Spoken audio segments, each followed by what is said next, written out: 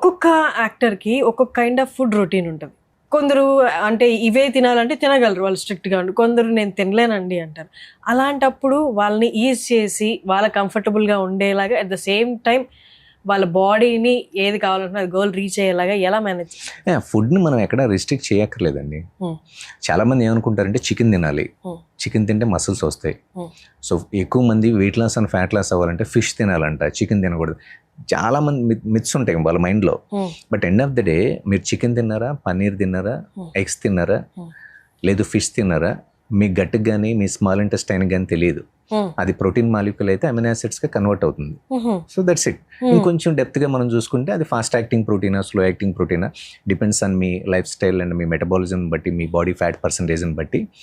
మీ body fat percentage ఎక్కువ ఉంది అంటే హై కొలెస్ట్రాల్ ఫుడ్స్ని కానీ, స్లోగా డైజెస్ట్ చేసుకునే ఫుడ్స్ అంటే హార్డ్ మీట్ని కొంచెం అవాయిడ్ చేస్తే బెటర్.